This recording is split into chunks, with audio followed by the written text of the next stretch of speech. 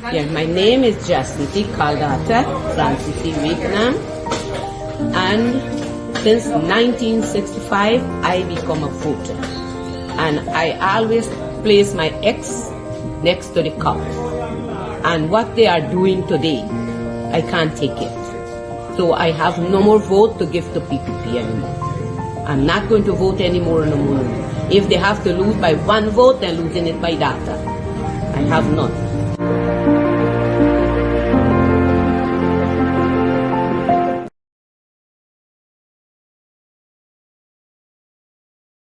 Yeah, my name is Jacinti Caldata Francis Vietnam. All right. A pleasant good Saturday evening to everyone, and welcome to Over to You. I am your host, Wayne Caesar. I know most of you know me from Straight Up. This is our debut Saturday program that I am going to be hosting going forward. It's just a pleasure having everyone join. I welcome all of you with open arms. This program we're going to discuss, um, everyday topics, political, um, in the news, whatever there is out there to be discussed, we're going to be discussing. Um, for this initial program here, we really want to focus on voter rights and vote and the voter registration process. I do have a guest that is going to be joining me shortly, but in the meanwhile, we're going to just discuss, voter rights across Guyana. um this new voters list that we're fighting for.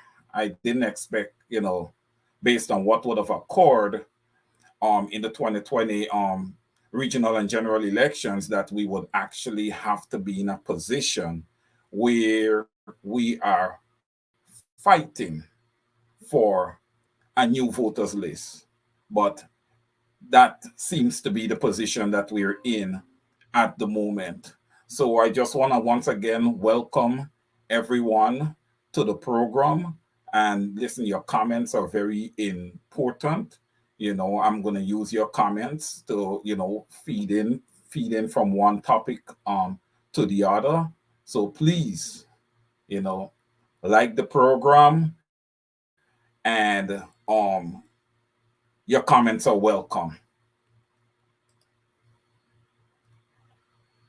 Okay, so we know that we would have had general and regional elections in 2020. We see the debacle that we faced at the end of the elections, where we had to go to a recount, and the whole issue of Order 60 coming into the frame. And listen, when we look at Order 60, a lot of the focus tends to go towards Miss Claudette Singh, and to a point, rightfully so. But when we do a deeper analysis, into what would have occurred, I think equal blame needs to be placed at the foot of Acting Chief Justice Roxanne George Wilshire. She just totally disregarded our Constitution and basically obliterated it. And I was one, who would always push and say, Roxanne George, she needs to be confirmed, and move from an acting role to a permanent role. But I am forced to withdraw that sentiment at this time, you know, based on further analysis. Because, to have a Chief Justice in place, you have to have someone who really, really respects our Constitution, who works according to the Constitution, and not, off of their own wisdom. We can't be having a constitution and somebody looking at something and determining on their own, without, visiting our constitution and following what the constitution says. And that is what would have occurred with this Order 60. So I think there's two people that really needs to foot this blame, not just Miss Claudette Singh, but also the acting Chief Justice, Roxanne George Wilshire. And at this point, I choose to withdraw her being, you know, put into the position on a permanent basis because of fear that she would totally ignore our constitution. The constitution of Guyana needs to be respected and respected at all times.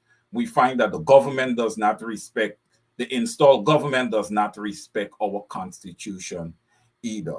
But, you know, this is really a GECOM focus program here.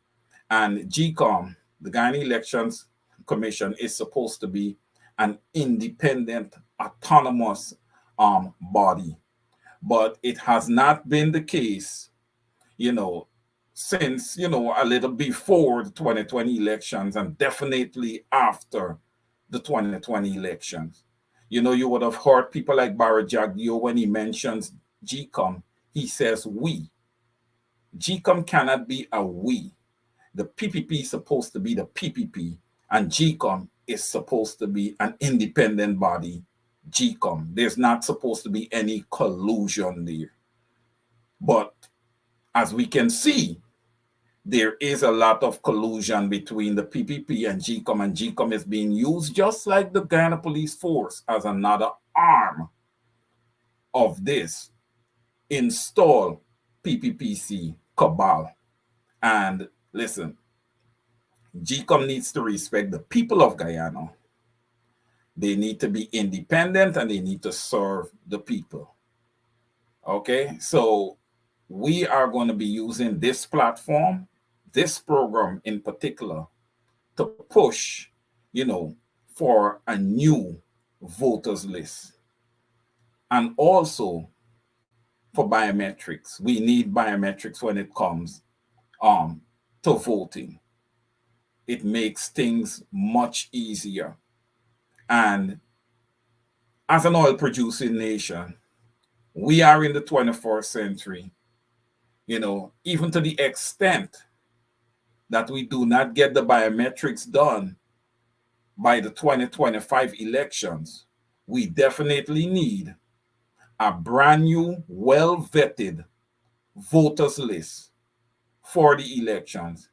It looks quite concerning. It is quite concerning and troubling that the parliament would have met so many times and so many different budgets have been approved and there have not been anything allocated, you know, towards electoral reform.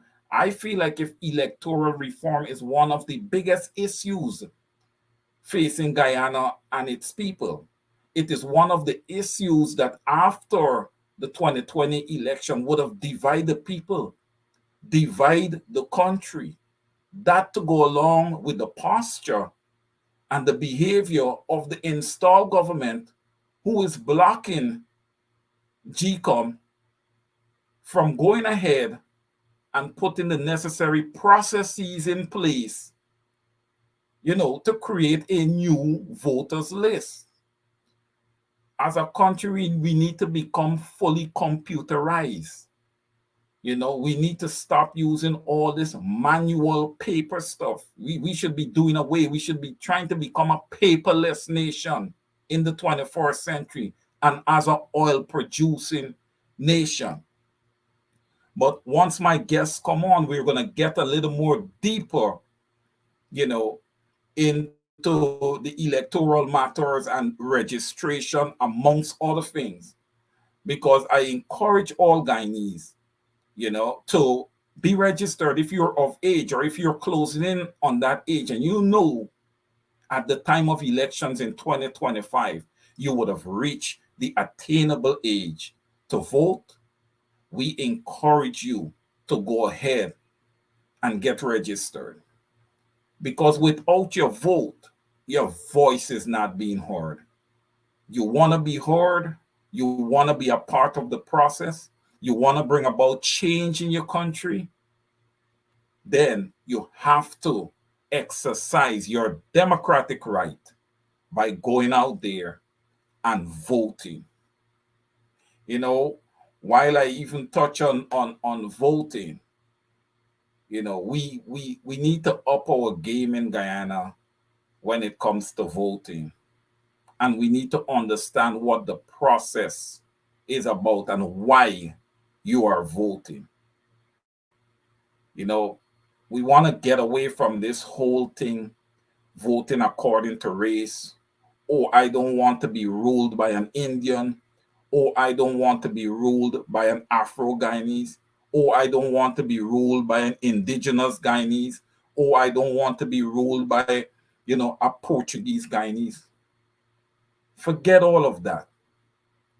It's about having a leader in place that is capable of executing his or her mandate on behalf of the people. It's about having the right person in place.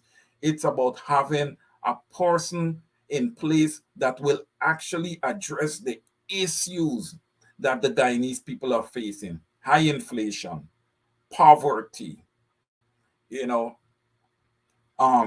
abused by the Guyana police force, because ultimately a government have a lot of say in how the Guyana police force operates, how they carry themselves, how they deal with the citizens on an everyday basis. And you can see this installed government that we have right now is having a profound impact with how the Guyana police force are dealing with our citizens on a daily basis, because the government is lawless in nature. Their behavior is absolutely atrocious. And what happens there? That is trickling right down into the Guyana police force. As we watch them on a daily basis treat our citizenry, you know, so disrespectful, with no dignity, no respect whatsoever. You know, the common everyday Guyanese needs to be treated with um, respect and dignity. They're already facing so much. To have the police force, I'm going to have to touch on them a bit here. To have the police force that these people on a bi-weekly and in some cases on a monthly basis, you know, have to pay in taxes to keep running, keep the police force going, buy vehicles, purchase guns, uniform, and all the other different equipment that the force needs in order to conduct their day-to-day operation. And this is the way you guys treat your clients. You know, the Guyana police force needs to get with it. You know, and to the extent 2025 comes, and I am expecting that there would be a change in government in 2025.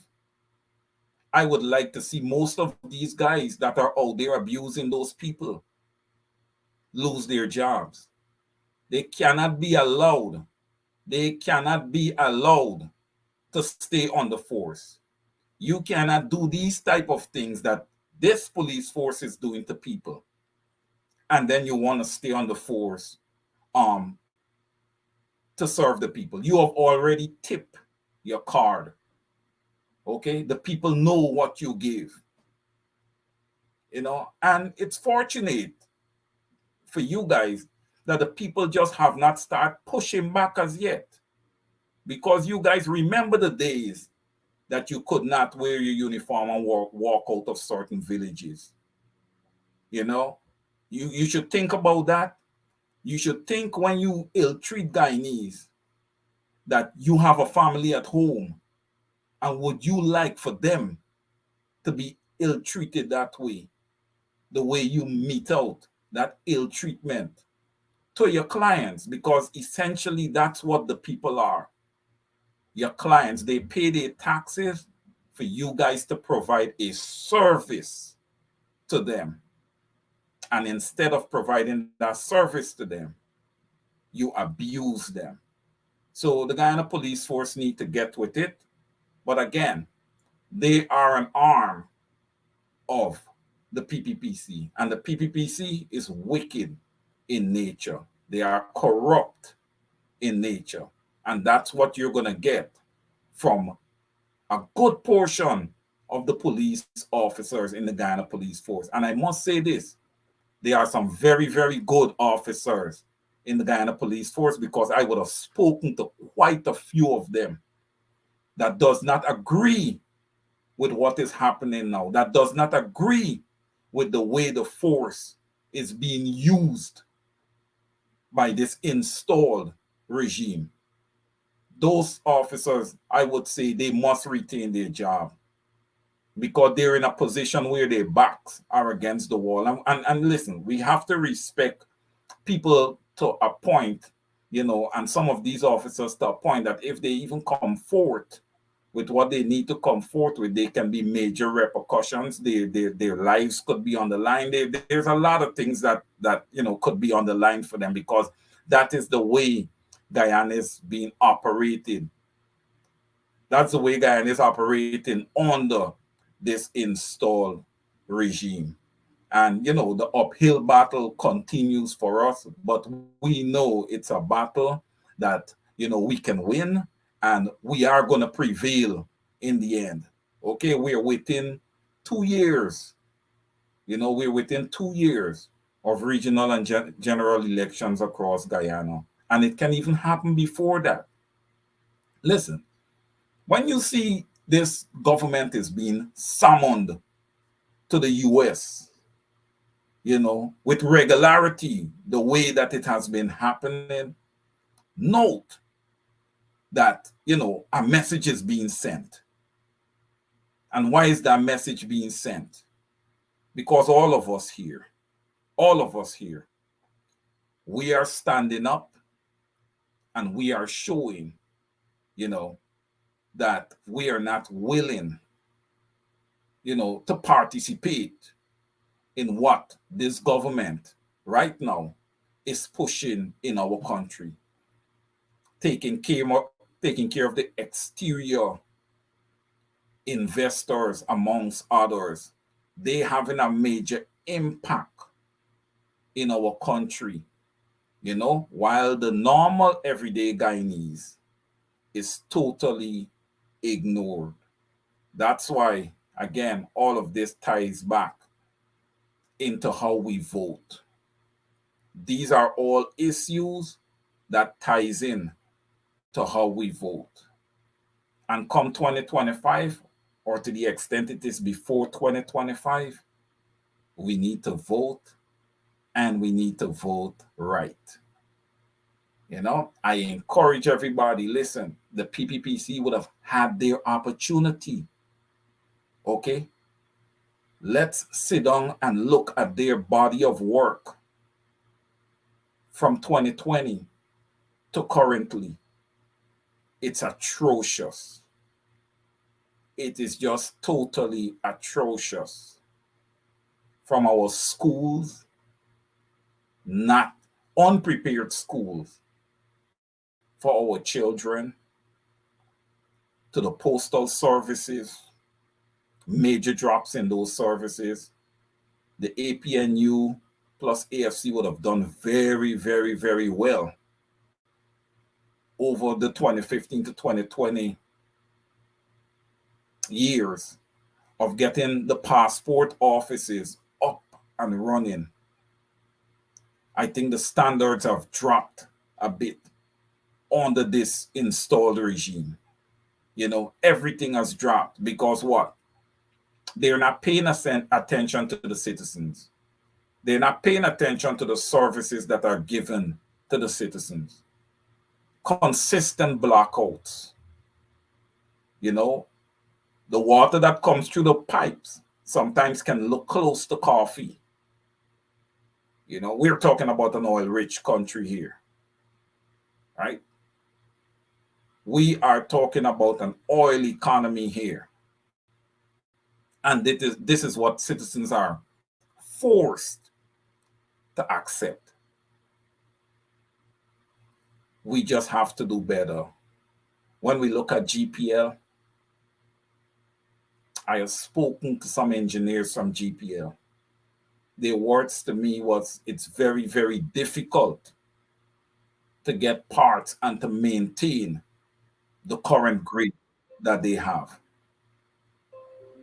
What does that tell you as a government? There is need for a new grid. You get a new grid, you maintain this old one, and you kind of split the distribution of power amongst the two. And then you could once again try to see if you can harness one or two small falls. Because we can't look at Kaitro. I don't think that that can be harnessed. That is way too powerful. That's a very aggressive fall. And when you do feasibility studies on harnessing those falls, they need to be done properly. Because I recall back when Barajagdio would have had a feasibility. You know, when these guys do these type of things, man, you can just see corruption right through them.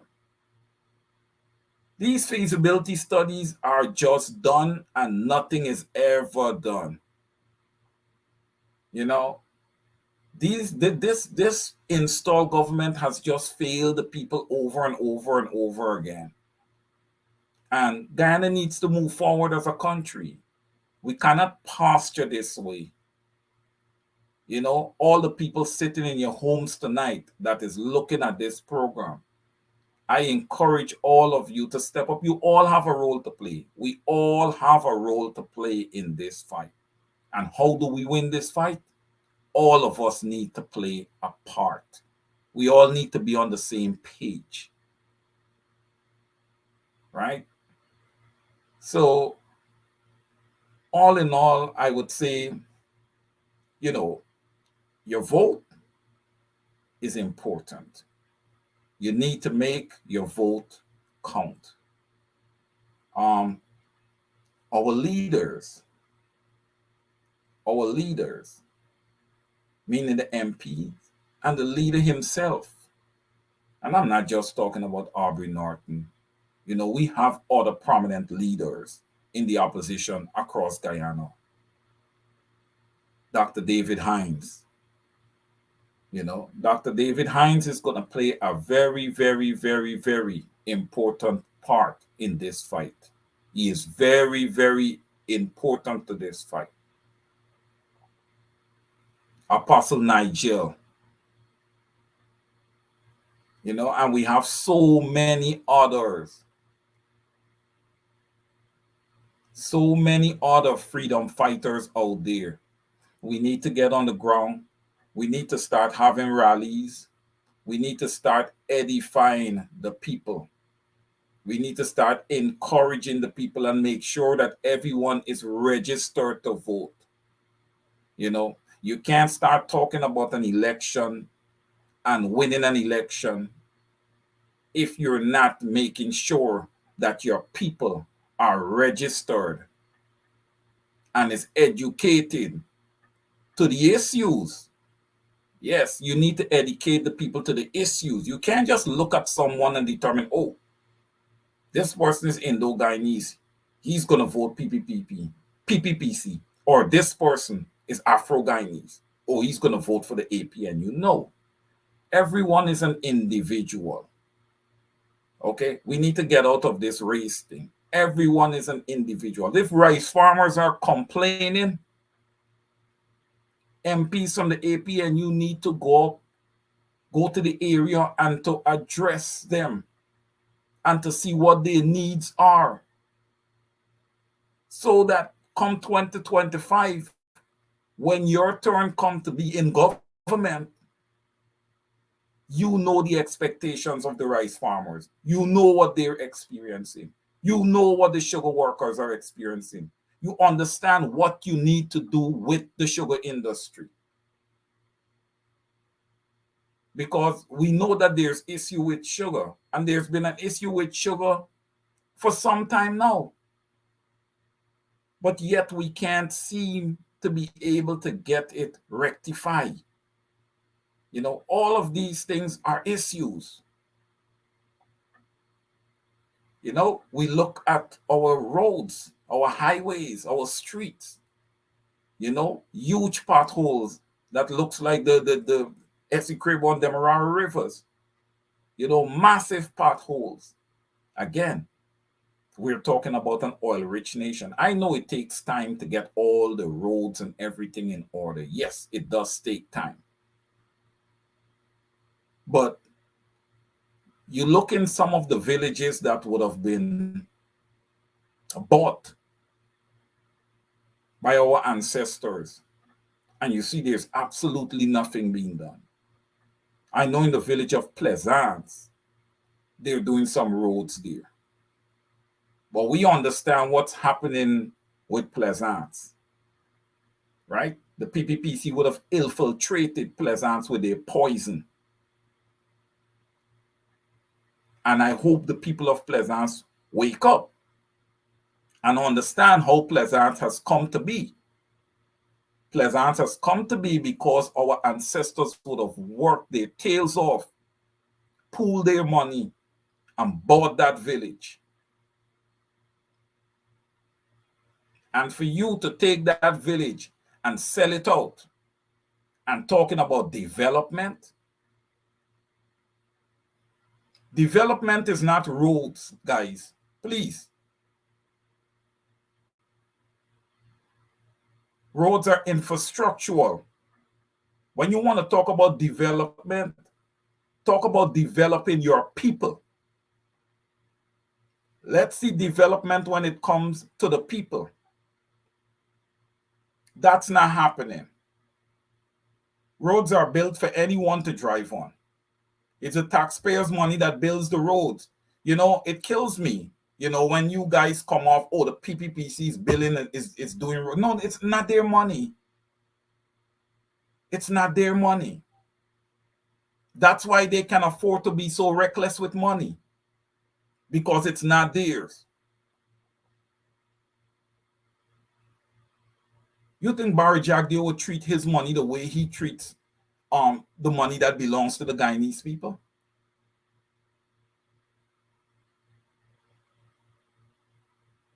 We need to wake up and we need to understand that the PPPC seeks to control everything. They seek to control Guyana as a country. They have their arms around the banking industry. They're just trying to get the credit union now. Once they get the credit union, that's it. I was privileged to watch, a program with Apostle London earlier today, Apostle Nigel earlier today. And he spoke of the fact of how difficult it is for Afro-Guyanese to acquire a loan in Guyana. When people oppress and put people's backs against the walls, sometimes you're forced, to just do your own thing. And, just to get your own. Because listen, not just I, but any Guyanese should not be forced to go to a Republic Bank or whatever bank that the PPPC have their hands on, get a loan, and pay interest that is through the roof. We may have to look into getting our own banking institution that would give out, for the first year or whatever, 2 years of the loan, interest free. And then after that, a small manageable interest. Right? I know these banking institutions has to make money. But I feel like if, when we look at Guyana and look at these institutions, come on, man. Guyanese people are already living in poverty. Your behavior equals to overkill, man. You guys are in a position of overkill. You're killing the people. They just can't afford what you're putting on the table.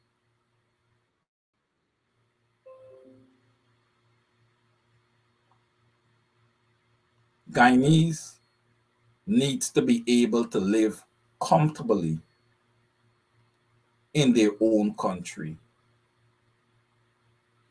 People need to be able to take their families on a little vacation, even if it's a little resort out in the Bardica River or wherever. That amounts to people being able to have disposable income after receiving their biweekly or monthly salary, taking care of all their expenses, you know, being able to have some kind of income available to do something fun in their lives. But to see, you're having the big Exxon, the BP, and all these other large oil companies in Guyana pumping away, extracting away the wealth that rightfully belongs to the Guyanese people, and to watch the standards of living in Guyana brings water to my eyes many times. You know, I'm not here for popularity. I'm here for the people of Guyana. And it is because of what I see. It is because of what I see happening across Guyana that has me here on this program. We just have to do better. Jason, welcome. Welcome, my brother. Yes, yes. Good to have you, Jason. Welcome to Over to You. Um, I was just, elaborating to the people about, the importance of voting, and just basically discussing some of the issues that we are facing across Guyana, what we are seeing on an everyday basis across our country, and I would like you to elaborate a bit, on voting, the process, you know, especially when it comes to our younger folks, because I know there are young folks out there who, is going to be of that age come 2025 or even before, that are not registered but needs to be registered. So I would like you to just elaborate on that, on the voter registration process, and maybe point them out in the direction that they, can go in to get this accomplished, Jason. Oh, thank you very much. Thank you very much, Wayne. To the audiences, good night. It's a pleasure being here again to share and discuss with you. More so, let me get straight to the topic, and it has to do with voting. Before we even proceed in the line of voting, we first must understand the eligibility to vote. And in Guyana, based on Constitution as well as GECOM's regulation, we know that from the age 14 to 18, that's the process, that's the range you would want to capture so as to make them eligible for voting come the next election. And that is the general and regional elections in Guyana, which is likely to be 2024 or possible 2025. But importantly to note is that at this stage, if you are not registered, then you cannot vote, and that is the straight reality. The the sideline to that has to do with You, as an individual, and I'm speaking to the young people because the future belongs to those who see possibilities before they become obvious. You should not wait for others to influence you to vote. You should see the need and understand the setting, especially in this perilous time in Guyana, which we see all sorts of atrocities outlandishing on people, which is originated or orchestrated by the corrupt PPP regime, which still is unable to do proper planning to prevent poor performance. Nonetheless, what we're seeing is that for you, the young people, you have to have that grit or that intrinsic motivation to get up and be a part of that process that you can influence to direct the flow of income or the flow of prosperity in your reign. And this has to do with going forward as you advance in age and so on. So it's imperative that you get registered. Uh, I don't know if there's a time frame again for that, but I'll do more research to come back to you on that aspect, as in terms of if the registration process is still open or what. But at this stage, you should be registered. If not, still pursue with GECOM. Go to GECOM and find out what is the status you need to, especially for the age group 14 to 18 years old. If you're not registered, you must be. It's not might be. You must seek every opportunity to go get registered. And mind you, we know that the GECOM currently in its structure is corrupt. But at the end of the day, it is your right, it is your duty to be duty bound and get registered. That's the only way you can influence the change you need, by letting the government know at the end of the day that they are accountable to you. There is no if, no buts in that. You have the power to change your destiny. And in this setting where we are experiencing economic hardship and many other atrocities laying down on our Guyanese people, especially those who are not in support of the current regime, we know exactly what we have to do and to mobilize the other offsprings to do likewise. Get registered. Now, this brings me to the point of voting. We have to vote. We must vote. We must encourage another to vote. But I leave my colleague to tell you where exactly and why. So, as we go along this program, you will hear more of why you should vote.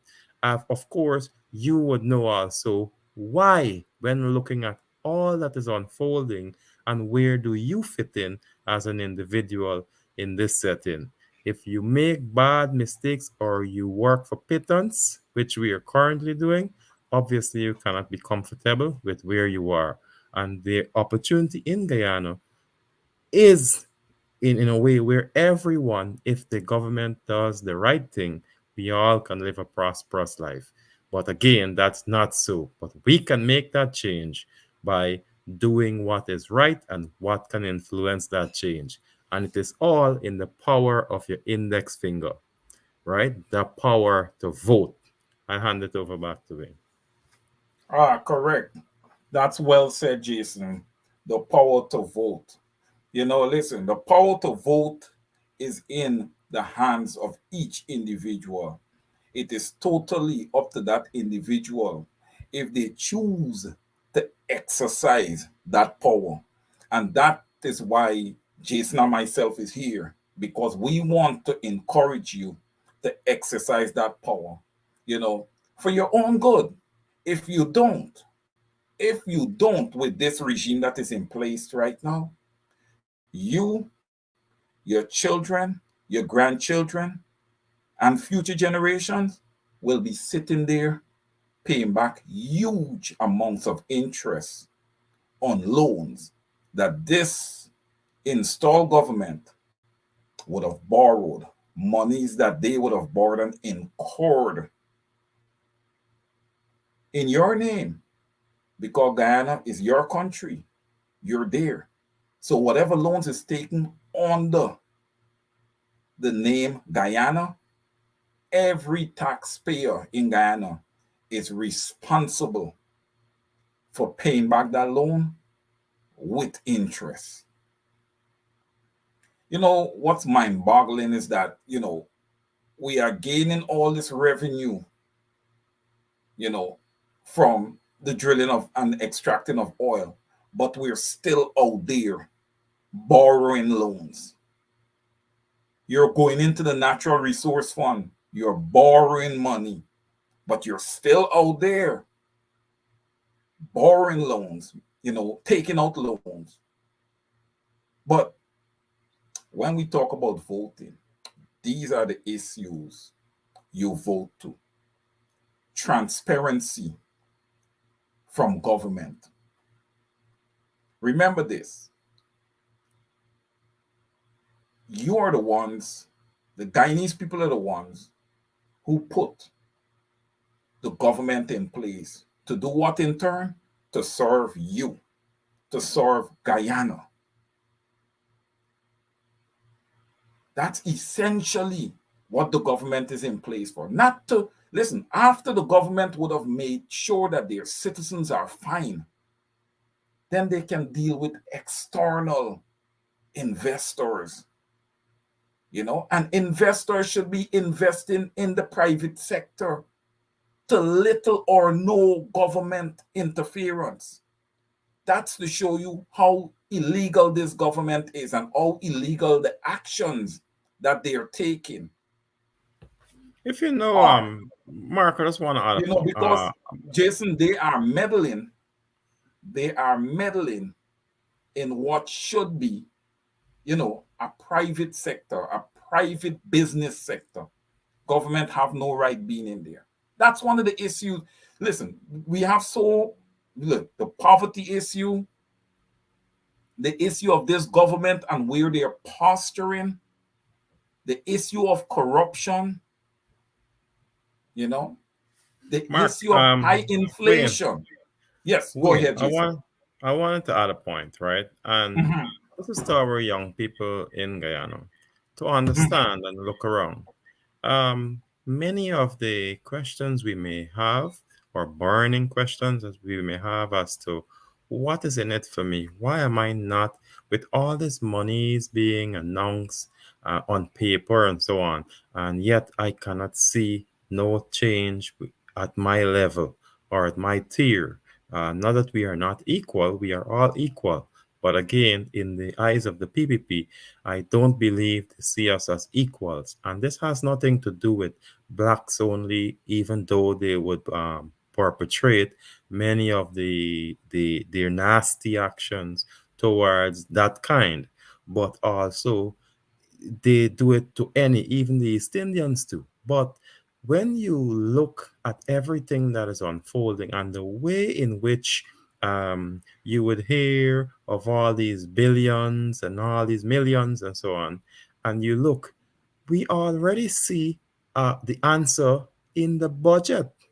When we look at the budget, if anyone can just keep a copy of that, because that is the track record of where many of the monies are being dwindled off into friends, cronies, and close corrupt actors of their kind, when we look in that budget, there is nothing for public servants, so that in itself tells the message how they are thinking.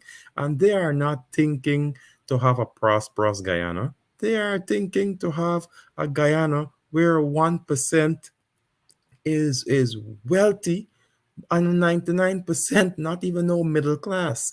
you know it's just strictly poverty, and that in itself, for those historians, it quickly sends your mind back to the days of Russia, how they operated with their politics as it relates to starve the people.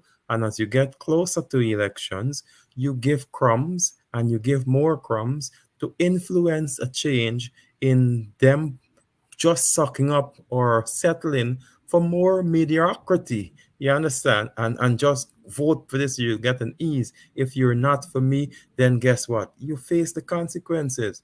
that kind of thinking, that kind of reality can simply be erased if we, the young people, forgetting about those who are already in the setting, the adults, and understand what is going on. They already know what to do, but they still need to be reminded. But our young people, don't be muzzled or don't be confused with all the fancy aggrandizement parties and this giveaway and all of this. At the end of the day, that too shall pass. And that kind of thinking, that kind of behavior, that kind of revelation we are seeing in Parliament, in the budget, where there are no catering of increased income, emoluments, nothing for our people. Guess what? These same people who are public servants, they have children. And guess what? It may affect the parent, but guess it further affects a whole family cycle. And if you look at it on the wider spectrum, it further affects the community. So right through, there's a ripple effect of a breakdown in society. And you find that crime, poverty, and so many more are spiraling. Don't even mention unemployment. In Guyana, unemployment is on the rise. It's already at 60% unemployment. And guess what? In an oil rich nation, in an oil rich nation, we see the squabble recently with the exchange of the three bring it Exxon brought it to 3 million. Then we got a fluctuation. We saw a letter being originated out of the GRA directed to the Ministry of if what's the ministry of, oh Natural my gosh, resources. natural Natural resources. resources. Yes, we see all of these different atrocities, and all of these things you're seeing are are are evidence It's of used. It's inside used. It's trading, used. and that is fraud. That is fraud in itself. So you see that even in the top tier that should be doing the right thing, they are practicing things that are not contributing to developing systems or in by extension the nation or the people, and so we are meant to suffer. And it's only if some of us choose to mess with our integrity, belittle it, and go elsewhere, we too become an enemy to our own people because we now work against them in the struggle. And that is not so. It should not be that way because we have a mind of our own. All that to say, You know. we can make a You know. difference. And I'm speaking to you, young people out there. You, not just me, who might be abroad or so, but you, young people. That change is in your finger, that index finger. The power to make that difference is in your finger. Again, if you are not registered, you are wasting time. You're sitting on the fence. If you are not registered, then you're just taking this place of becoming a nincompoop. So I'm telling you, you are not like that. You are smart. The time is now to make that difference. Soon, elections will be upon us in Guyana. So, for you 14 years old to 18 years old, ensure that you are registered. Do not allow your destiny to be squandered and to go further in abject poverty. For Guyana to grow, the PPP must go. How will they go? By use of our index finger. What we will do? Get registered and ensure we vote them out. They are wicked. Over to you. Thank you, Jason. Point, very well taken. You know, a lot of the young people today, they like to speak to matters, but you know, sometimes, you know, Jason, talk is cheap. You know, actions speak louder than words, and what you're saying there is a call to action. Go out, get registered, be a man, be a woman, be prepared to vote.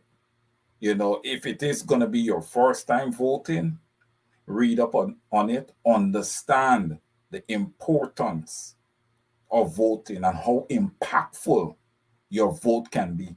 Some people sit around, I've heard it, Jason, and I'm sure you would have heard it too, because, you're on the ground a lot that, hey, it doesn't matter which government is in power, we still, just have to work hard and deal with a lot of hardships. Well, I beg to differ on that statement. Not necessarily. When you have a government in place that is actually working for you, then you would understand that even if you have to work hard, that your hard work is not in vain. You understand me? Your hard work, it is for a collective accomplishment as a village, as a country, right? But when you're working hard, you can't even find jobs. No, listen, Jason, the PPPC had a mandate, right? 50,000 jobs. 3 years have gone by. This installed government has not even created 5,000 jobs. Could you believe that? They have not even created. These are the issues that people needs to vote to. University of Guyana Exactly. needs to be free. Absolutely. It's in our constitution. Exactly. You It see, is in our constitution. This is another issue. We can go on and on for the entire night, giving you reasons that you need to vote and vote correctly. Listen, we're an oil producing nation. Think of it. What have you received from the oil patrimony? Nothing. Mhm. Don't worry, those handouts, those are very, very much, they're so inferior in nature and literally does nothing for the people. You can give people a handout every 8 months. It does nothing for them. Jason, instead of you bringing me two fishes and say, here, buddy, I have this for you. It's better you say, Wayne, come with me tomorrow. I'm going to teach you how to fish so And that that I that can earn on my own. that is where I actually wanted to make an interjection right there, So go right there. because Go right ahead, Jason. because I strongly believe that, and let us reason, audiences. Let us reason. We're not going to just chastise the PPP, but we're going to highlight some failures to show these are just indicators to show that they don't have a plan. Look, for instance, you have all these ministries, every one of them. If you really want your people to be developed and really prosper from what the country is bringing forth at this stage, we know oil, forgetting about gold, rice, sugar, you name the others. But look at the magnanimous amount of monies being generated from oil, for example. Can't you use those things to empower and build infrastructure as it relates to to the entities, meaning that, for example, social work, empower these systems where they can stand firm to doing the right thing and to seek ways to develop the human capital. Can't you do that? Look at the police force. Don't you shouldn't want the police force to be a stooge to you, but you would want them to emulate what is right and to really protect and serve the people. You understand? You shouldn't want the gold board to just do underhand dealings and so on. You would want to ensure that the structures are so set up that it looks or into the future as to setting up systems to have continuity so that it would look for ways or strategies in where it brings about or establishes real life-changing settings. Take, for example, like SIMAP. If you and I, as an individual on the street, we don't have nothing, but we have an interest in, you know what? I have an interest in something in the line of gold. Guess what? There is an entity for me, like a trade school, for example, or an internship where I can go develop myself in because of that interest and go show me many of the sections of government that caters for young and to nurture them into bringing them to this setting. There is nothing like that. So what you're finding, proper planning prevents poor performance. They are unfit to plan. You understand? And in this case, PPP or PPPC, in my simple estimation, if you really understand, they put an objective on themselves that they are unable to fulfill. PPPC, as in simple, they are unable to do proper planning to prevent confusion. They do the opposite. They do a set of bad planning and encourages confusion. What encourages confusion? Corruption. You understand? The only way you can get things done is through the greasing of hands, and that kind of structure, that underworld structure, is not fitting for Guyana. Guyana is on the rise, but guess what? With this kind of kleptomaniacs on the at the helm, it's all sorts of things. Look at it. Are you getting anything in return from the oil? Be honest to yourself. Look at the job market. Are you getting anything? Well, You have to go to the well, interior to look for a means to an end. Everything becomes a means to an end for us in that setting. You're fighting for survival. Long gone are those days when a young person would see a senior and render help selflessly. Now it's you do something is in return for a tip. You're looking for something. When we as a society come to that stage where you have to do something in exchange for something, we're at a terrible place. Guyana wasn't like that. PPP is bad business for us. You understand? And again, for us to make that change, we don't have to go kill, murder, steal, and all of that. We can do it with the use of our index finger.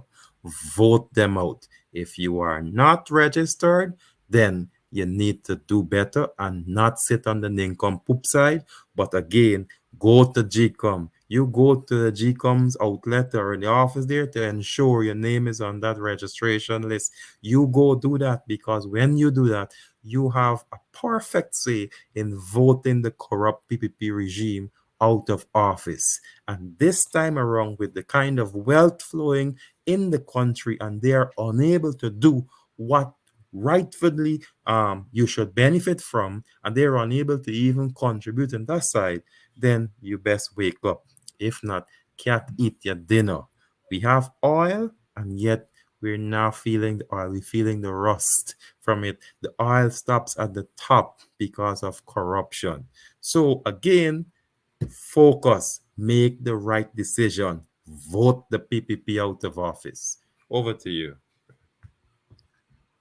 you know, something, Jason, and you quoted very well. You said Guyana is on the rise.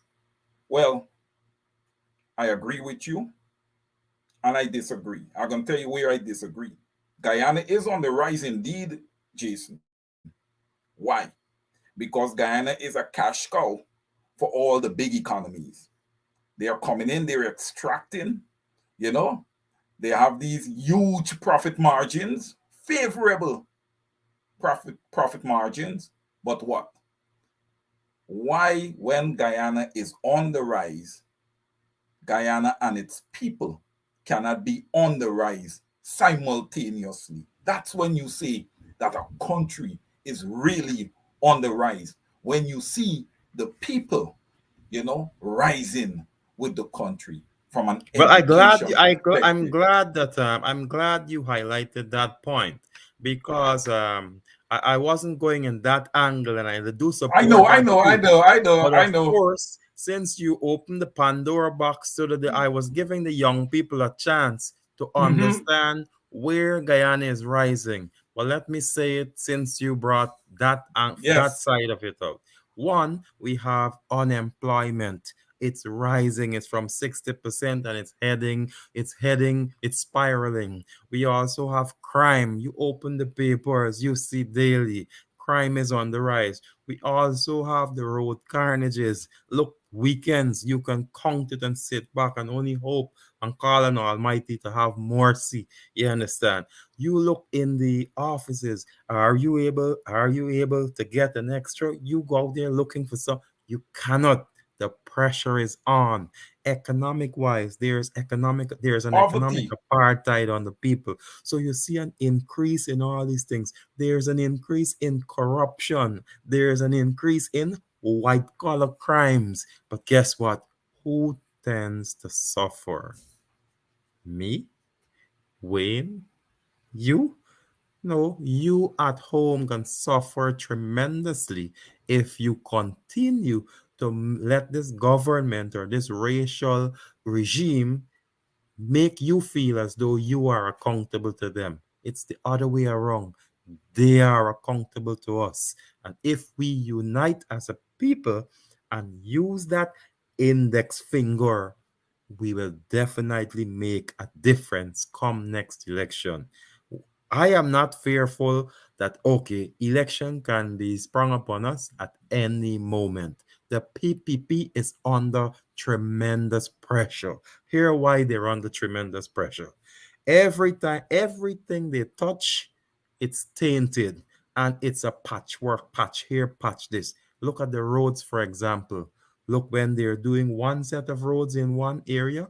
Look when they're doing it in another ethnic area. You see the variations. You see it. When you expose it, they go back and they paint it over, and or they just do a little smear thing, and that you see the patchwork in every setting.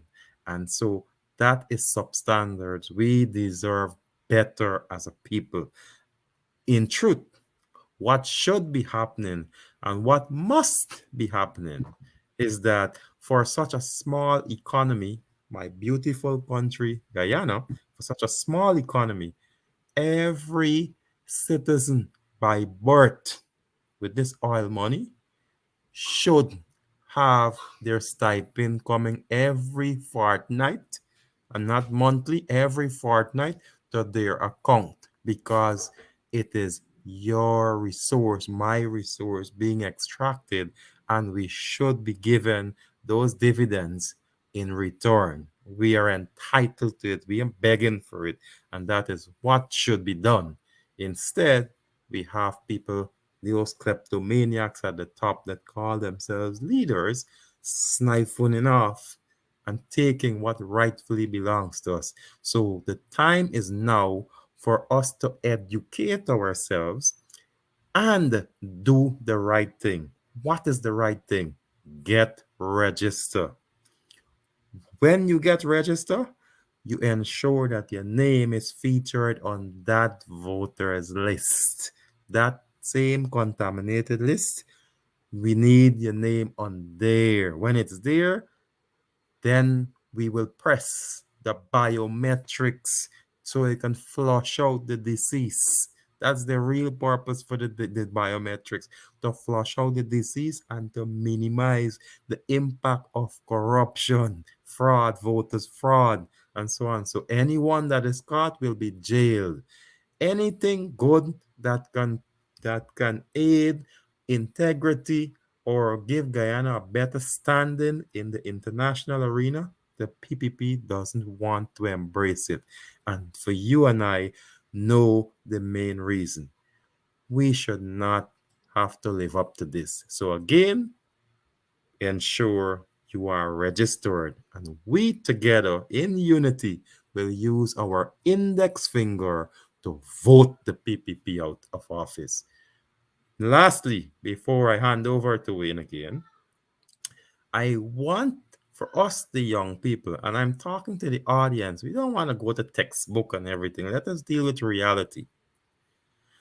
One of the things, or the way in which PPP is showcasing themselves as disrespectful to the Constitution of Guyana, you ask ourselves, why are they behaving this way? It is we who allow them to do that. You know why? The culture.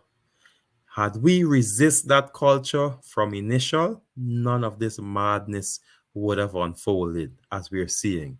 But now that we recognize what needs to be changed is that culture, and force them to do the right thing because they are accountable to us, it is time that we really and strategically unite and push back. Push back not with violence, but with your education.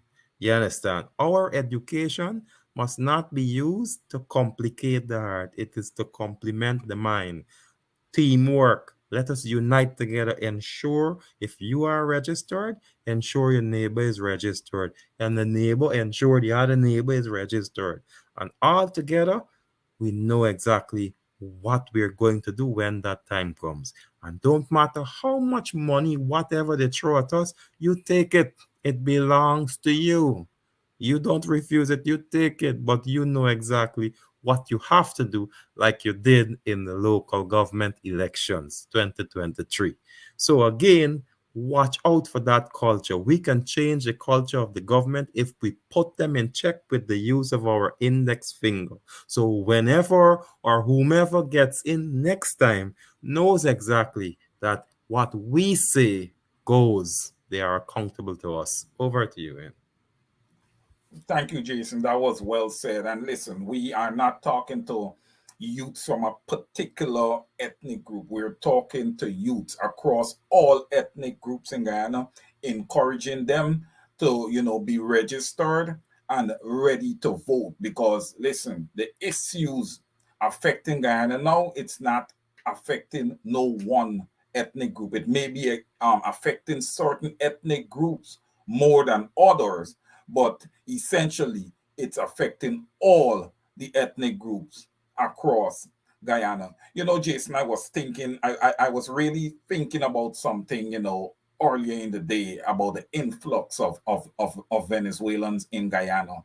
And listen, we know what's going on in Venezuela and stuff like that, that have people running for cover, you know while hey, listen, everybody deserve a good decent life. Everybody deserves somewhere to settle where they are comfortable. And before I even elaborate on further on this, I just wanted to touch on a couple of comments that we had in our comment section, where we had Miss Brenda Casey saying that by the time the PPPC is finished with Guyana, the country would be bankrupt.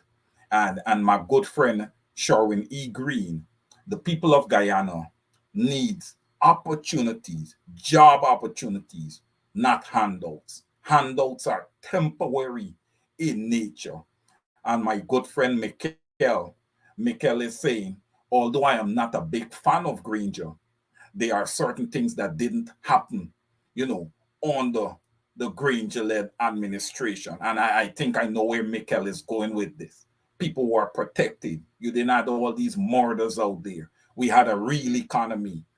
Granger Well, was not just addressing the needs of Afro-Guyanese, but former President Granger was addressing the needs of all Guyanese. Jason, we didn't have a cry out from rice farmers, from big business owners. And we know a one of very, the very things, high 90 plus percent of the large business owners across Guyana are Indo-Guyanese. We never had a cry from them saying, hey, business is not going good. This government is oppressing us. We didn't have situation where you finding, you know, people of Indo descent murdered and laying at the side of the road. You didn't have none of that. you see, The Wayne. police force, Jason, was Mhm. operating independent in both fact and appearance. They were not being influenced to do anything by the David Granger-led administration. They were not an arm of the David Granger-led administration. GECOM was an independent organ. It was not an arm of the David Granger-led administration. So this is where these comments are going. But I want to get back quickly, Jason, to the influx of the I wanted Venezuelan migrants. before you go, You want to I touch on what wanted I would to have just just said? Okay, go ahead. yes, Go yes, ahead, yes, yes, Jason. yes. And to the audiences out there, and I'm saying audiences for more than one reason.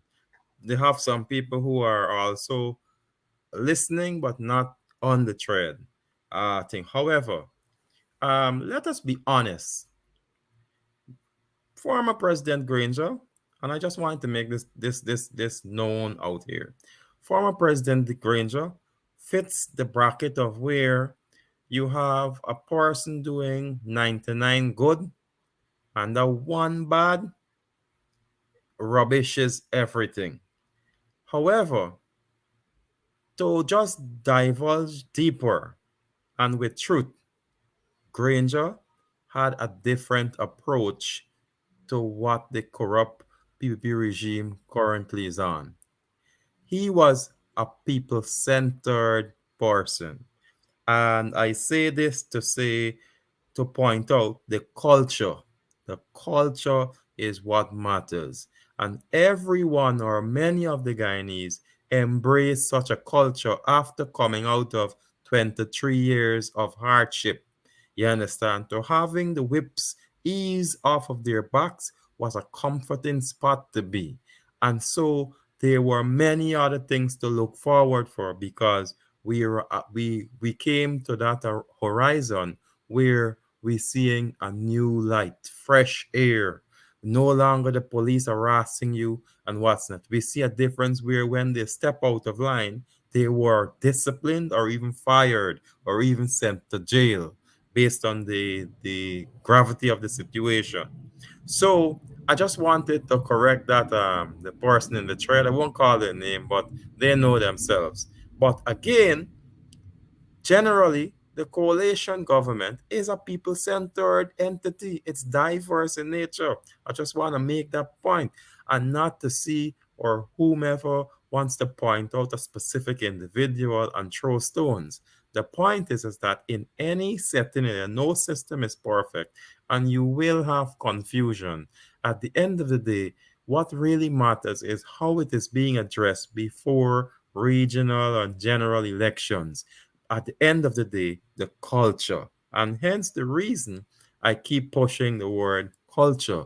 If you allow the mouse to come into your house and behaves like a tyrant, and you don't put traps and so are controlling mechanisms in place, then he makes a mess of everything when you are out. And when you are in, you want to know if it's another species in your house with you. But if you take the corrective measure and pull the bull by its horn, then you have a better chance of saving some of the things for yourself.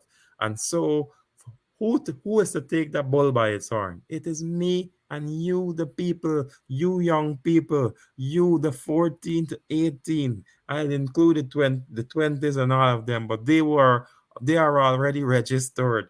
It is those who are not registered and facing the brunt of this PPP callous decisions and facing it tremendously that they are forced to do ill-gotten things, you understand, or things that will give ill-gotten means as a way of survival. When we are like that in a society, it doesn't work. It cannot pay. It's bad business, you understand. And so we need to arrest that culture.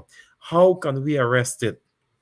It is by use of the index finger for Guyana to move forward and for us to get double and triple of what we are actually earning in a public sector entity, or for teachers to get more money, or for any entity, or even at NIS, your pension, for all those things to grow and grow surmountable, that you must be satisfied with what you are receiving. For all of that to be possible, you have to use your index finger. That finger, if it's cut off by other means, we can get another way for you to vote. GECOM has that way. I won't do GECOM's work here, but I'll tell you there's another way if your index finger is not there. But get registered. When you are registered, you are in that position to make a definite say, to say you uneducated orphan. You sat on a stage unable to even read, cherry picking, pussyfooting, and yet for all cannot deliver. You take instructions from your turncoat, Bharat Jagdeo, and guess what? I am no longer up for that kind of business. I need proper representation. I need money to be going into my account from the oil returns on a weekly or bi-weekly basis that I am entitled to. All those things are possible when we look at the reality, the situations that are unfolding around us, and make a conscious decision. When you do that, I don't have to tell you where to vote. You will know exactly where to cast that vote for those realities to come to life. But what I'm telling you on this platform is that with much of what is going on in society and the spiraling of crime and so all of those things can be put in check with the use of our index finger. And so, if Guyana is to move forward, the PPP, the nefarious PPP, must be voted out. And I say no more on that. To the question that Mr. Wayne had asked with reference to the issuing of birth certificates in Guyana. Guyanese, let us reason again. Let us be practical. We ain't going to know textbook and rules of engagement. And I would not even sit here and try to be an eloquent speaker. I will just be as practical as possible. And the reason being, I can say it here because I served my country for 16 plus years in Guyana. I served in many settings, and still going to school to take an education because I had to keep in mind that for you to really get a change in yourself while in Guyana, you have to go after your education. There's no if, no buts about that. If you're unable to read, make it your duty learn to read. If you want to become an electrician, make it your duty to surround yourself around the kind of people who can influence that change and point you or help you in that direction. But in Guyana, especially for the young people who might say, look, I don't want to go to University of Guyana or anything. But again, you can say what? Guess what? Learn a trade. So, in that way, I'm encouraging you, young people, for those of you who still sitting on the fence, get a trade. If even you are abroad, you come abroad, whatever, a trade puts you in good business. But know a trade. You are valuable and you are valuable to Guyana. But with this birth certificate, you and I know that you have to be born in Guyana. There's no other rule. That's what we grew up knowing. But guess what? We saw in 2020 where the A, B, C, and E influence or injected themselves into our electoral process. And we saw a different outcome which did not reflect valid votes. We saw that. And when the installed regime got into office, we also saw this rush to change. Mind you, I'm answering the question, but you have to pay keen attention to what I'm saying. But I guarantee you will leave here with the best of knowledge. They make rush to change all these different bylaws. And in doing so, the way we would have achieved a birth certificate, it's no longer the same. But before that change ratified, forcefully, before that change ratified, all of us can remember the condition we had with Haiti. They were not really visiting Guyana for the sake of vacation. They were using Guyana as a means to get to their final destination, which in itself was good in terms of bringing in, well, the businesses were benefiting because they were buying up stuff and taking to where they were going, looking for betterment. Like any one of us, you understand, if you're looking for change, movement, migration, emigration, immigration, you name it, people will move. But you also had movement of people and skills. And so you had where the corrupt PPP regime, after realizing what unfolded with the elections and knowing that it is just a one seat majority and the stats show a different results, guess what? they embarked upon this corrupt mean, a mean that doesn't speak well to the sovereignty of Guyana, a mean that leaves many of us begging questions. Why, if I am born here and I cannot get a piece of land, how is it that a Venezuelan coming to my country just get a birth certificate by a freaky mean and now can go get land and so on? It begs more questions than answer. Compounded with that, we also know that how the Haitians were treated, they now have to get visa to come to Guyana because they were fitting a certain ethnic class. Now let's look at the CARICOM single market and the economy, which allows movement of people and skills. Guess what? We're moving people left, right, and center, but it had a time frame, 6 months. And so we got that. But guess what? Our people were still being brutalized in other countries. And now we have a whole influx of Venezuelans in our country, and they happily are welcome in open arms. Mind you, let's look on the international arena now. So I showed you where the law was changed by the corrupt PPP and what is happening. I showed you what they did to a certain ethnic group, the Haitians. They must get visa to come here, which was wrong because they are a part of the CARICOM. I also showed you where you have the single market economy and the movement of skills and people and the time frame of how we were treated when we are in other countries. Nonetheless, let's flip the switch and look at it from a security standpoint. And I say All right. security because look at I served my country in the Ghana Defense Force for 16 plus years. Yes, I'm proud. I'm a proud member of that entity or that corps of men, and I will continue to defend at all costs with my life. You understand? However, when you look at it from the security side, it begs the question, or or draws your attention to recently what is unfolding in Ukraine. And you saw they had lots of Russians coming over and picking up. And then guess what? Those same people turned back when the insurgents started and they tried to covet the land. And you see Kremlin and so on. But let's flip the switch and come back. We don't need to be speaking about international politics here. Look at the Venezuelans in Guyana.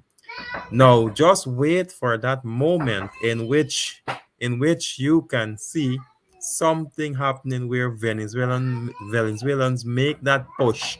Venezuelans make 1 second. Yeah, where you can find, sorry about that, where you can find Venezuelans making that push, as you see on in ICJ, right? International Court of Justice. You see where they're making all these pronouncements. Yet and behold, the law is there so that it can bring the amicable peace between parties. But yet there is no such thing. And then you have this known thing. They already coveted a part of Anacoko. And still, it's on our map, but they still claim it and they're occupying it. And this current regime still cannot speak to that issue. But for those of you who don't know, a part of Anacoko, Venezuelans occupying that part currently. And in that area, we have uranium. So I'll just leave that part for you to wonder upon why. However, if the frail of anything is to unfold in that setting now, and Venezuelans are to be called home or they're to plan that surprise, and an insurgence is to unfold, what we are witnessing in Kremlin is the same thing would happen in Guyana. And it is not far from that movement. With the influx of people, we don't know. There is no proper vetting system with Guyana, the immigration. So there's no proper vetting system for those people, and they are occupying, and PPP is giving it to them at all But free but whims and Jason, please. But Jason, if I may intercede there, Go ahead. Go ahead. they are not just occupying, Jason, and that's well put. They're not just occupying, but they're taking away the jobs from the regular Yes, diners because but then but they're look. accepting less, Yes, you but look, know. look. Mhm. Yes, and Go, that go, is true. true. But look at something. I was going to get to the breakdown, how it affects Okay. society. If since we are there, I would go with it from there. Go, yep, sure. If we remember when they started making an inroad and their presence were pronounced in Guyana, and the Essequibians, there was a big headline in Kaichur, Venezuelan women taking away Guyanese men from their wives and so on. If we remember the situation where the wives complaining about the not seeing the husbands coming home from work and what's not, it wasn't long. And so you have these breakdown in societies and it to the point where you're seeing them everywhere. And you and But I know. Jason, may I intercede again? And I'm Go gonna ahead, pose go the ahead, question go ahead. to you. No, I'm gonna pose back at it. This is a comeback at you here now.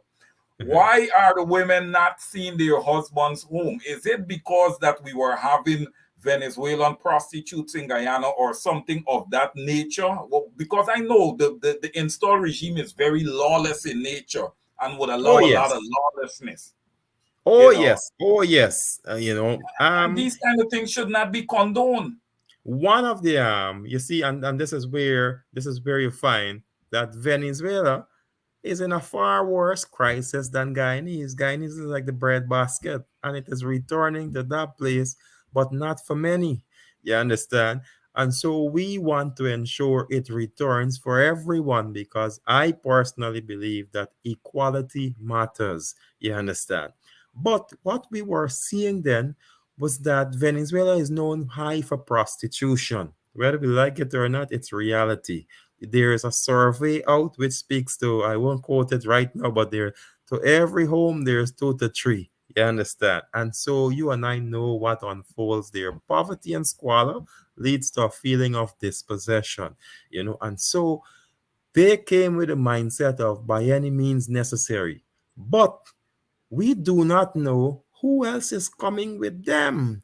And so you have this dispersion. And so while we may see, oh, it's just people and it's just this, the way in which they are occupying birth certificates doesn't speak well. It shouldn't rest well for no Guyanese because our entitlement would now have to be shifted to accommodate them too with just a fake or a piece of paper, so to speak, but they don't even know a school where they went before or anything of such. And so you find that kind of meandering and that miscalculation by the PPP, you understand, to do those crony acts and to really bring about this thing as a means of getting more votes for them will not all go well in society because what But it does, you are actually bringing white collar crimes on the increased cyber crimes, move trafficking of people, movement of all sorts of things. You're opening the Pandora box. And so Guyana in itself will never be the same again if we don't stand up as a people and make our mark known. How to do that? It is with the use of our index finger.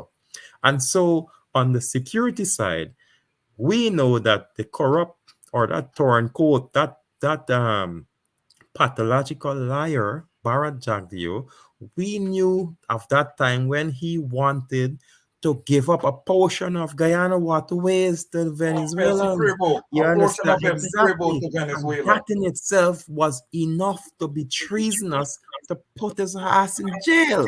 You understand? But unfortunately, he got on the slide, but it's not for long because whomever returns to that office has that prerogative to pull that up again. Many All of right, the atrocities Jason. being faced, the PPP, in essence, just need to go. How will they go? By use of our index finger. So I hope what I said would have answered your question, but also give a sense of purpose to the audiences as to why they should not take things lightly with the Venezuelans occupying their lands. Watch out for that flip the switch. Thank you. Well, you see, Jason, that's a very, very good point. And another point I'd like to make quickly, you remember after the recount, all the anomalies that we had there. So the PPPC have a target that they need to meet when you're talking about fulfilling and having enough people to vote in their favor, right? If they're able to garner that target based on the amount of anomalies we would have had, and another 5 to 10,000, you know, they would be figuring in their heads that, hey, we have the election covered.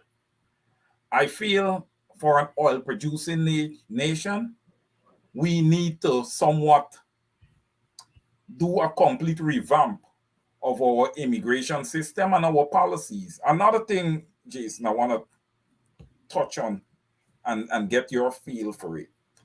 It, Mm-hmm. since it is that the PPPC would have mandated as far as part of their, you know, elections mandate to the people 50,000 jobs. I was saying, since we have such an influx of Venezuelans, and we do have a connection with Brazil also, that would, allow Colombians and all these different types of people to enter into Guyana, which is the common cash cow of South America and the Caribbean right now. We should create another sector. This is just my thoughts of the joint services called the Guyana Border Patrol, where you train and you probably use some soldiers from the Guyana Defense Force who's already familiar with the border.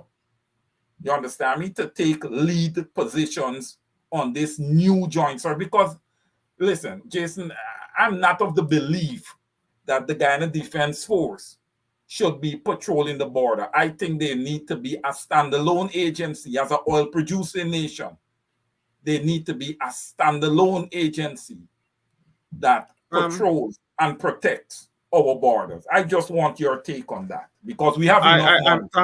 I'm thankful for the question. From my capacity and from my exposure serving my country, while I know that in itself manually the Guyana Defense Force does such activity, I believe in this technologically advanced era, knowing that we have the kind of resources coming not only from oil but rice, gold, sugar. Well, in this case, let me take that back. Sugar, that's a deadbeat. We can support our own. I believe that those monies coming from there can be directed in such a way to set up a structure or entity that piggybacks on the use of technology, especially surveillances. We have also satellites and so on. But if we can't, we can actually merge with other Caribbean counterparts since we have that CARICOM initiative. But again, that's another story. But on the front, to answer your question, I believe in the use of technology to aid such a process. The problem with that has to do with who and how should that be done. I wouldn't go into the intricacy, but I believe that in this age we have our young people, the Guyanese bright, those that are ready to put Guyana a further field in a good perspective. I believe we can tap into those mindsets, bringing out initiatives to get them involved and get them away from the streets. And it doesn't just go to one ethnic group, but to Guyanese. For this reason, I just want to interject to that I want to just encourage my audiences to think Guyanese. Don't think I'm Black Guyanese or I'm East Indian Guyanese. We are Guyanese. If I need help, oh, my Guyanese brother needs help, my Guyanese sister needs help. We got to empower each other. Back to the question. But the use of technology. And when you look at the currently, as you ask the question and you place it against the what we have, a crooked setting or that regime which is unable to plan properly for Guyana's advancement or successful advancement, we see clearly that it doesn't fit well into their mold. When we look at setting of University of Guyana, for example, they're still unable to give free education, which they lied to the nation. And so they're still unable to give 50,000 proper living jobs. Anything coming is your clerical or next to nothing. And so, with the use of technology, I believe that question can be answered should they embark on such, or should whomever gets into government embark upon such. There is no longer where you just use manpower to do those things. While you still have to do it, but with the use of technology, you can save mankind from injuries and much. And this is just taking a page. If we look at the USA, for example, under former President Barack Obama, where he had downsized the military in terms of its resources into using more modernized technologically advanced equipment to bring about that stability, and they are doing excellent on the front. So again, you can look from other arenas internationally and learn or get ways how to embark upon that arena. One of the things I want to touch on with the question, it also brings to mind when, if we recall, when we had a setting like, for example, the police force wasn't doing much and still not doing much in Guyana, but there is still scope for development. Training is an everyday thing. And we saw where Scotland Yard were asking to come in and train, and it is what, not just manpower, but it's with the use of technology and a number of other tools. And yet the government of the day, the corrupt PPP regime, negged on it. They didn't want that. We look at when we had, if we look at the USA with the Drug Enforcement Agency, we saw what happened again. They embarked while the PPP was in government, and then they reneged when Granger came to office. They established, it went ahead. You understand? And so they got their part of it. Then one of the funny things was the government was most uncomfortable with the office being housed in the U.S. Embassy on not Pike Street. I forgot the name of the street. Just remember it. But in any case, they were uncomfortable with that, and so just asking that question alone shows how far you're thinking, putting Guyana on the map, and creating new jobs, exploiting or extracting new industries and so on. And I don't believe at this juncture the PPP has that scope in itself to do things genuinely for the development of the human capital. Well, listen, Jason, don't forget, we are going to still be in place after 2025 to hold any government in Guyana accountable. It's not just to get the PPPC out of there. That's our main focus right now.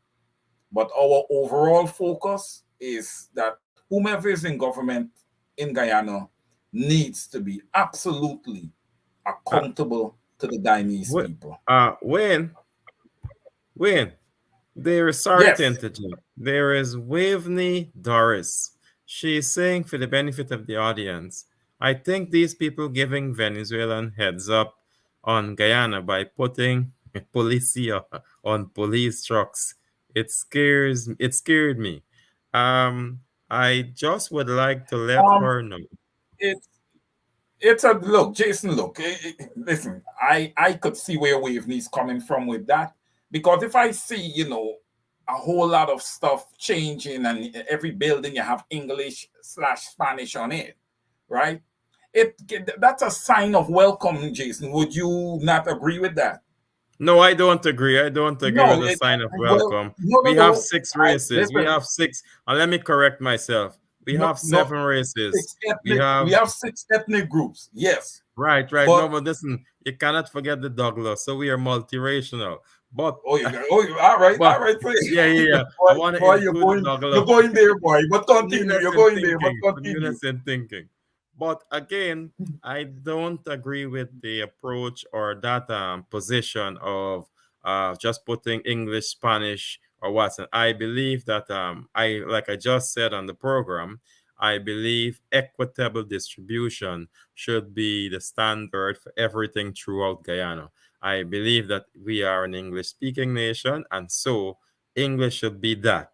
However, because we have so many different languages in Guyana, nothing is wrong with you making books and whatever and so on. But take at it, for example, look at the US as we want to fashion. Look at Russia. Do you see they put Spanish? This PvP Right. supports Russia's initiative. Do you see those things? Well, Huh? that's what I'm saying, Jason. That's what I'm saying. So it I begs more disagree with that. questions and I answers. disagree But the with that. point, yeah, but the point I wanted to make to Waveney and the likes of Waveney is I know she may not meant the word fearful or what, but just concerned, she probably meant. But I wanted to say to the wide audience that do not be fearful of what we are seeing before our eyes, but rather look at it differently and ask, how can you be that change? And when you ask yourself that particular question, you'll see the need, and this is why it's important to really assess what you are seeing before you, what you're encountering as a Guyanese, and vote wisely. And if you are not in that position to vote, know that you have to get registered. So whatever you take away from this program this evening, know that you have to get registered if you are not. And there is no need to be fearful once you are registered, because you would have just equipped yourself after becoming a registrant to now exercise the index finger with that power you have. So it would no longer be infinite, but it would be finite power to vote the corrupt PPP regime out of office. Yes, vote them out. Thank you. Thank you so much, Jason. As we prepare to wrap up, um, we've almost done 2 hours here. The show was intended to be 1 hour max. But hey, look, this is our first show, and listen, the conversation is fruitful.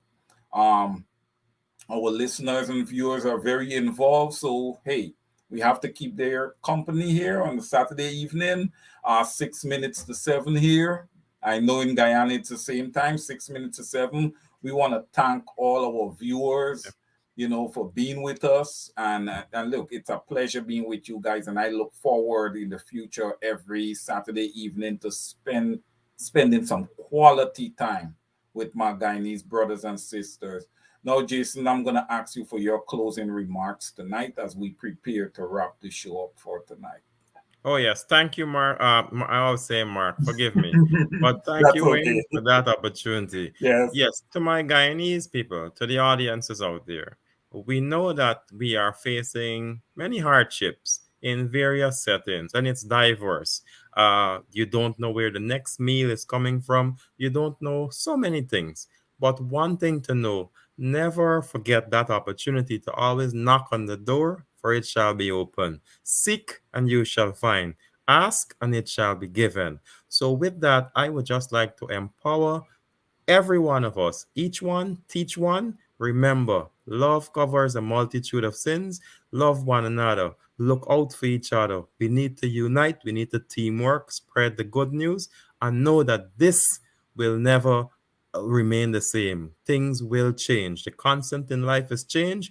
But again, if you are not registered, ensure that you go to GECOM and get registered. When you are a registrant, you are in the right position to make your claim accountable and vote the corrupt PPP regime out of office. Thank you. One love, Guyanese. Jason, thank you so much for taking the time to come on and really edify our listeners and viewers, especially when it comes to voters education. And we really touched on a whole lot of topics, but all those topics intertwine into issues that the Guyanese people need to vote to come 2025 or before 2025, whichever one lands first, because that this install regime, we have them on the back foot 24 hours a day. But the first time they're able to get on the front foot, or they feel like if they have some momentum, Jason, I feel like if they're going to call for snap elections.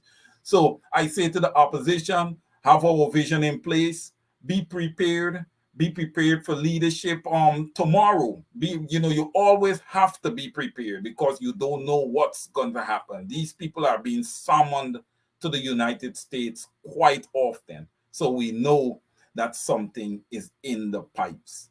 To all our listeners and viewers, thank you for tuning in to Over to You with Wayne Caesar, myself, and many thanks to my guest, Mr. Jason Benjamin. He's going to be on here with me quite often. So get accustomed to Jason because he's going to be around.